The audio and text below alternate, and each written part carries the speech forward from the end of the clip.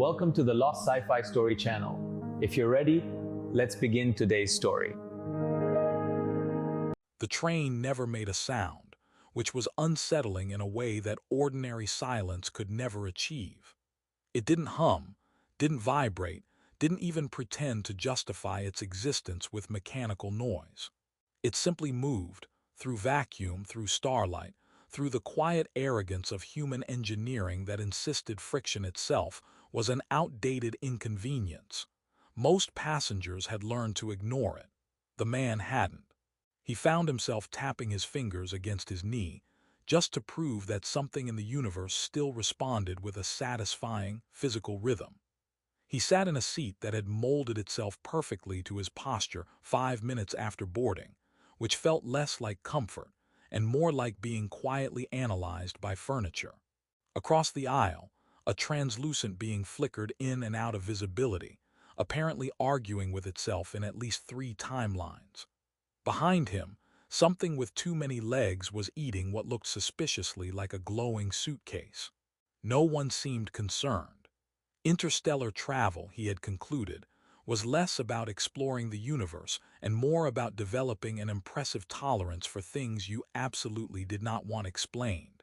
He adjusted his jacket, glanced at the route display hovering mid-air, and sighed. 12 more hours until arrival. 12 more hours of politely not making eye contact with anything that might consider eye contact a form of engagement, challenge, or marriage proposal. He leaned back, closed his eyes, and told himself this would be uneventful. That was when she sat down next to him. He didn't notice her arrival at first, which was unusual. People didn't just appear in empty seats, not on a train that scanned, cataloged, and mildly judged every passenger before allowing them on board. When he opened his eyes, she was already there, sitting with a stillness that felt deliberate rather than relaxed. At a glance, she looked human. More than that, she looked familiar in the vague, unsettling way of someone you might recognize from a dream you couldn't quite remember. But the details refused to cooperate with that illusion.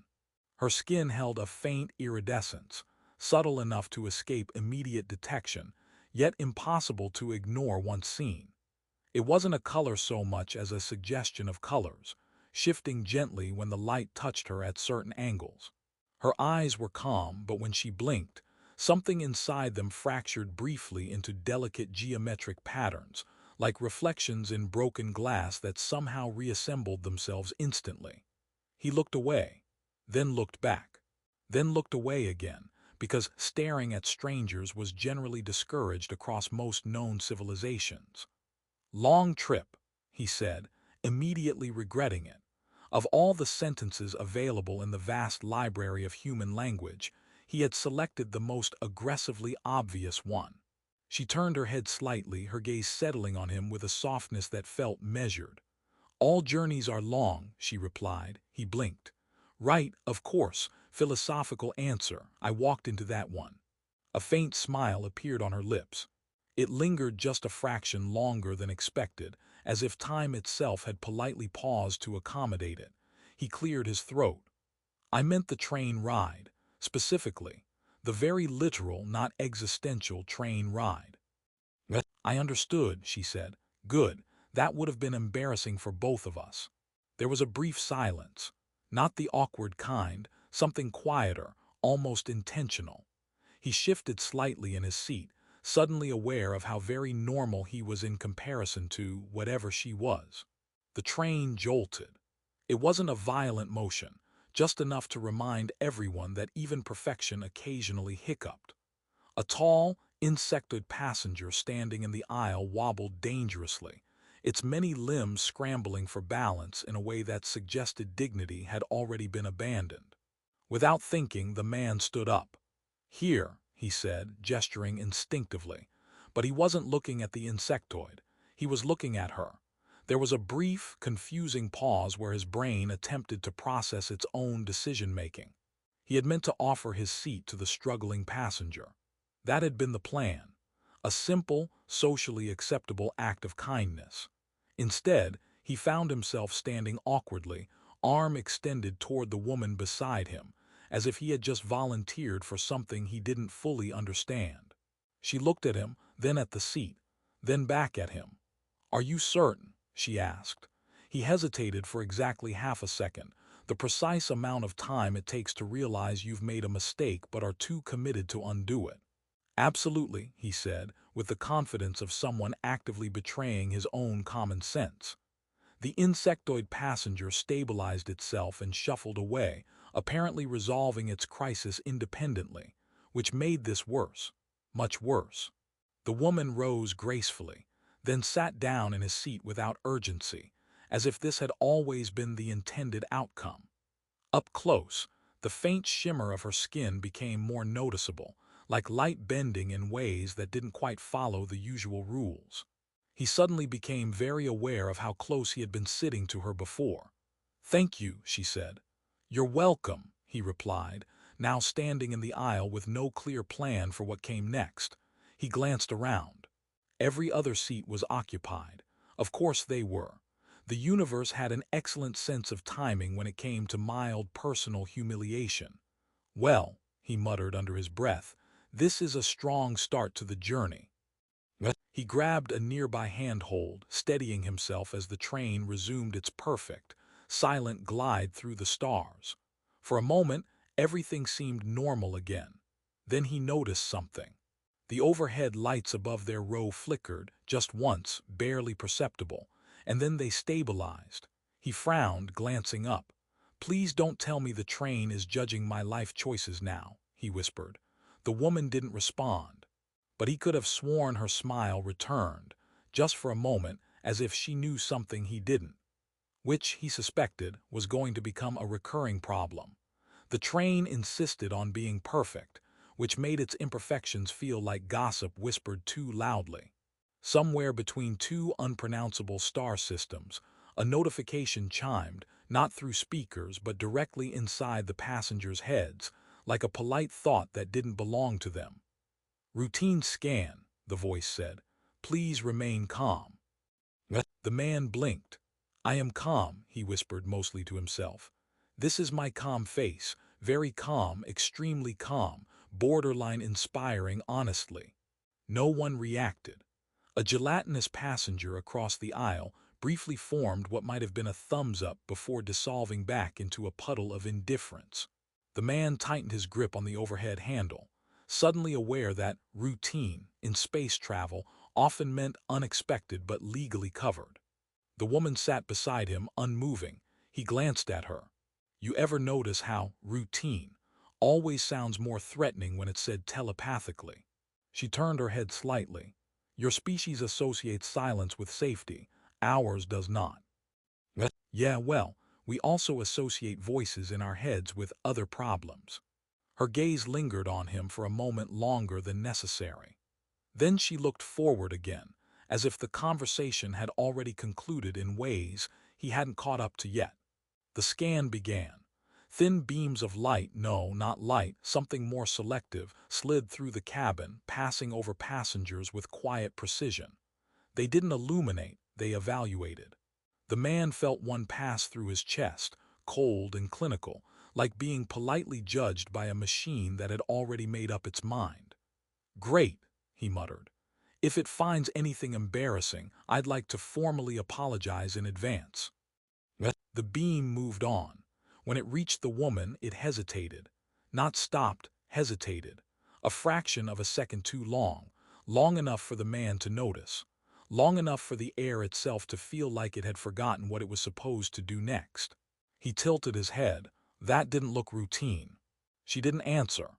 The beam flickered, then split into multiple strands, each one attempting a different approach, like a confused interviewer asking the same question in increasingly creative ways. The overhead lights dimmed slightly, responding not to the scan but to her. "Okay," the man whispered. "Now I'm definitely not calm." A second voice entered his mind, sharper, less polite. "Passenger identification required." He looked around. No one else seemed to hear it, or if they did, they were doing an impressive job of pretending this was all perfectly normal. He said quietly, "is it just me, or did the train just escalate?" The woman's posture shifted, almost imperceptibly. "I suggest you remain still," she said. "That wasn't on my to-do list, but I'm flexible."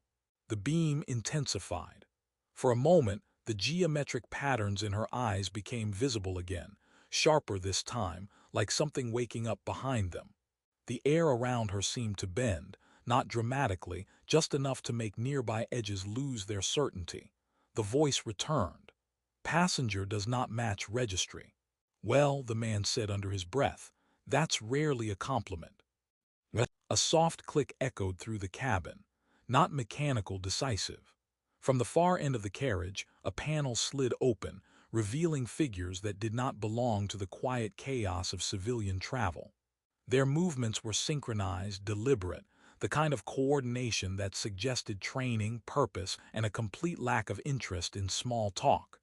"Security," the man whispered. "Of course, because things were going too well." The figures advanced, their presence pulling attention without effort. Passengers shifted, some out of curiosity, others out of instinct. The man stayed where he was, mostly because moving felt like volunteering for something unpleasant. "They're coming here," he said. "Yes," the woman replied. "Good, just wanted to confirm we're sharing the same impending problem." The first of the figures stopped a few steps away. Its face was obscured, but its focus was unmistakable. "Identify yourself," it said. The woman remained seated. The man raised a hand slightly. "Hi, not her, just to clarify, I'm very identifiable, extremely average. You could scan me all day and learn nothing interesting." No one acknowledged him. "Identify yourself," the figure repeated. There was a pause, then the woman stood. It wasn't dramatic. No sudden movement, no display of power, just a simple motion, calm and controlled, but something shifted. The lights dimmed further, the hum of unseen systems faltering as if reconsidering their priorities. "I am traveling," she said. The figure didn't move. "You are unregistered." "Correct. That is not permitted." "Neither is what you intend to do next." The man blinked. "I feel like we skipped several important steps in this conversation." The air tightened. Not physically, but perceptually, like the moment before a storm decides it's done waiting. One of the security figures raised its arm. Its systems flickered, just for a second. Then again, the man stared. "Did your weapon just hesitate?" No answer. The flicker spread, subtle at first, then undeniable. Lights stuttered, interfaces glitched, the train itself reacting like a system encountering a variable it hadn't been programmed to understand. The woman took a single step forward. "Leave," she said. It wasn't loud. It wasn't forceful. But it carried something deeper than sound, something that didn't ask for obedience, it assumed it. The security figures paused, and then slowly they lowered their weapons. The man exhaled. "Okay, that's new. I've never seen, please leave, work like that." The figures stepped back, not retreating, reconsidering. Then, without another word, they turned and disappeared the way they had come, leaving behind a silence that felt heavier than before. The lights stabilized, the scan ended. The train resumed its perfect, indifferent glide. The man looked at the woman. "You know," he said, "I had a very simple plan for this trip. Sit down, arrive, complain about the coffee. That was it." She looked at him. "And now?" she asked. He sighed. "Now I'm pretty sure I accidentally got involved in something that's going to require significantly more effort." A faint smile touched her lips. "Yes," she said. The train continued as if nothing had happened, which felt rude. After everything that had just unfolded, security units glitching, reality briefly reconsidering itself, the silence returned with the confidence of something that refused to acknowledge embarrassment. The man sat again, though not in his original seat. That seat now belonged, apparently, to someone who could casually convince armed enforcers to rethink their life decisions. He settled into a less cooperative chair across the aisle, one that adjusted to his posture with noticeably less enthusiasm. "Well," he said, exhaling slowly, "that was not routine." The woman remained where she was, her posture composed. her gaze unfocused in a way that suggested she was paying attention to something far beyond the visible. He leaned forward slightly. So just to recap, because I like recaps, they make me feel like I'm in control. You are unregistered, mildly intimidating, and capable of breaking advanced security systems by existing near them. She looked at him. That is a simplified interpretation. I specialize in those. A brief silence settled between them. Not awkward, just incomplete, like a sentence waiting for its more dangerous half. He rubbed his hands together. You're not going to tell me what just happened, are you? No. Good, I appreciate consistency. Across the carriage, passengers had returned to their private worlds, though a few curious glances lingered. A tall, crystalline being subtly rotated its upper structure, pretending not to stare. The gelatinous passenger from earlier briefly formed what looked like a shrug. The man nodded toward them. You've officially become the most interesting thing on this train. And that's saying something, considering there's a creature over there that just reorganized its internal organs for comfort. They are adapting, she said. I'd like to adapt to a situation where I understand literally anything that's going on. She didn't respond. Instead, her gaze shifted toward the far end of the carriage, where the security panel had opened earlier. It was closed now, seamless, as if it had never existed. That won't be the last time, she said quietly. He followed her gaze. You mean they're coming back? Yes. He leaned back in his seat, staring at the ceiling. Of course they are. Why wouldn't they? That would be too easy. A soft chime echoed, this time through the air, not inside his head. The route display flickered, its elegant projection briefly distorting before stabilizing again. Attention, a voice announced, calm but strained. Minor technical irregularities are being addressed. There is no cause for concern. The man raised an eyebrow. When they say no cause for concern, that usually means I should start being concerned, right? Yes. Great, just checking. He glanced back at her, studying her more carefully now. Up close, the subtle differences were impossible to ignore. The faint shimmer beneath her skin wasn't just visual. It felt like it had weight, like gravity was slightly more interested in her than it should be. Her eyes, calm as they were, carried a depth that didn't align with simple biology. They looked like they remembered things. You're not just hiding, he said. No. You're running. A pause, yes. He nodded slowly. That feels more honest. Another silence, this one heavier. From who? He asked. She didn't answer immediately. When she did, her voice was softer. From those who believe power should not hesitate. He frowned. That sounds ominous. It is accurate. He let out a quiet laugh. I was hoping for something less accurate and more comforting. The lights flickered again. This time it wasn't subtle. The entire carriage dimmed for a fraction of a second before snapping back, brighter than before, as if compensating. A low ripple moved through the train, not sound, not motion, something deeper like the structure itself reacting. Okay, the man said, gripping the edge of his seat. That's new. I don't like new. The woman stood. Stay here, she said. He blinked. That's a bold request, considering everything so far. They are closer now. He stood up anyway. Right, and my instinct is to do the opposite of staying here. You are not involved. He gestured vaguely between them. I gave you my seat.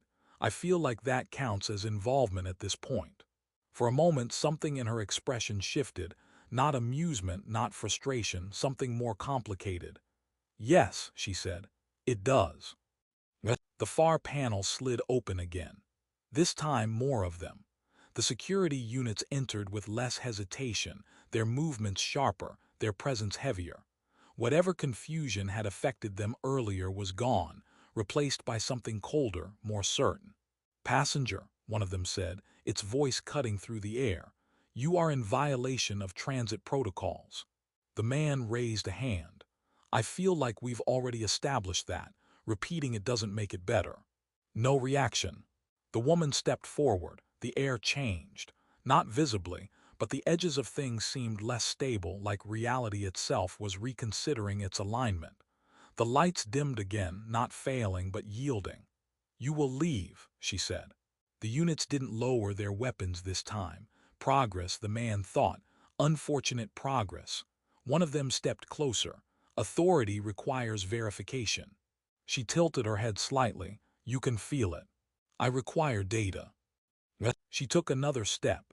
The man watched, his mind struggling to keep pace with what his eyes were telling him. The space around her wasn't distorting, it was responding, like a field adjusting to a stronger presence. "Data is irrelevant," she said. The unit raised its weapon. It didn't fire.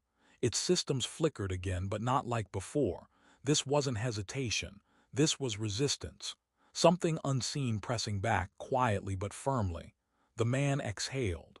"I don't know what that is, but I'm starting to like it." The flicker spread. One by one, the unit's weapons powered down, their lights dimming, their precision unraveling just enough to matter. Silence. Then slowly they stepped back. Again. The panel closed, the train stabilized. The man let out a breath he hadn't realized he was holding. "You know," he said, "I'm starting to think you're very bad for their confidence." She turned to him. "They will adapt," she said. He nodded. "Yeah, that's what worries me."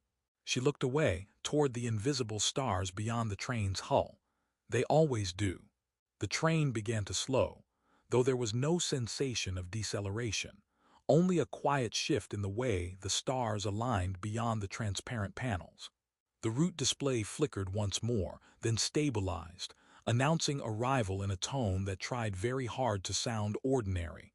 The man stared at it. "I would just like to point out," he said, "that this trip has not been ordinary." "No," the woman replied. "That feels like an understatement." Passengers stirred. Movements resumed. Conversations restarted, cautious at first, then growing in confidence as if everyone had collectively agreed to pretend nothing unusual had happened. The universe, it seemed, had a remarkable ability to move on. He glanced at her. "So this is it. You get off, I go back to having a very unremarkable life, and we both politely ignore the part where reality bent a little." She stood, her movements as calm as ever. "You could choose that." He let out a quiet laugh. "Could I?" A pause. "No," he answered himself. "Probably not." The train doors had not yet opened, but something else had. Not physically, something beneath the surface of things. A pressure, subtle but undeniable, settled into the carriage. The man felt it in his chest, like a memory that didn't belong to him. "They're here," she said. "Of course they are," he replied. "Wouldn't want a peaceful ending. That would be irresponsible storytelling." The far end of the carriage didn't open this time. It dissolved. Not violently, not dramatically. The structure simply gave way, as if it had decided it was no longer necessary. Beyond it stood figures different from the security units. Taller, stiller. Their presence didn't demand attention, it absorbed it. The passengers froze. The man swallowed. "I'm guessing those aren't ticket inspectors." "No." "Good, that would have been my second guess." The figures stepped forward, their movements precise, inevitable. Unlike before, there was no flicker, no hesitation in the train's systems. Whatever they weren't interfering, they were expected. "You have been found," one of them said. Its voice wasn't loud, yet it filled the space completely. The woman didn't move. "Yes," she said, "you will return." A quiet moment passed. "No," she replied. The man exhaled slowly. "Okay, so we've moved past subtlety." He stepped forward before he could fully process the decision. It wasn't bravery. Then she stepped forward again. "I do not command," she said. The man felt it before he understood it. Not a force, not a sound, something deeper. A presence that didn't push, didn't demand, but simply existed with undeniable certainty. "You recognize," she continued. The figures remained still.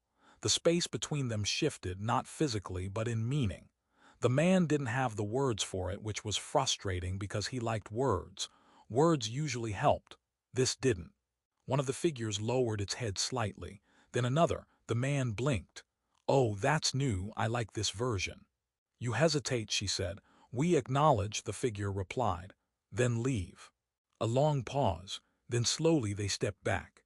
The space where the train had dissolved reformed, seamless, as if nothing had ever interrupted it. The pressure lifted. The lights returned. The universe once again pretended everything was fine. The doors opened. Passengers moved quietly, carefully, as if unsure whether the moment had truly ended. The man stood there for a second, processing. "Well," he said finally, "that was something." She turned to him. "It is finished," she said. He nodded slowly. "Yeah, I think it is." Another pause. "Will they come back?" he asked. "No." "Good. I feel like I've reached my lifetime limit of being in situations like this." A faint smile appeared on her lips. "You were not required to stand," she said. He shrugged. "I know, but it felt like one of those moments where sitting would have been disappointing." She studied him for a moment. "You changed," she said. He considered that. Looked at his hands, then at the open doors, the waiting world beyond. "Maybe," he admitted. "Or maybe I just realized I wasn't as uninvolved as I thought. That is change." He smiled slightly. "You're very good at making things sound important." They are. The flow of passengers carried around them, moving toward exits, toward destinations that suddenly felt smaller than they had before. He glanced back at her. "So what happens now? You go back to being, whatever you are, somewhere far away, and I go back to complaining about coffee." "Yes." He laughed. "I was hoping for a more dramatic answer." "This is the dramatic answer." He nodded. "Fair point." They stood there for one last moment, the quiet between them no longer incomplete. "Take care," he said. "You as well." He stepped toward the exit, then paused, turning back slightly. "Hey," he added, "next time, if there is a next time, you can have the seat without all the consequences." Her smile returned, softer this time. "I know," she said. He nodded, then stepped off the train. Behind him, the doors closed. The train departed without a sound, disappearing into the distance like a thought that had already moved on. He stood there for a moment, watching the empty space it left behind. Then he sighed, adjusted his jacket, and started walking. "Still going to complain about the coffee," he muttered.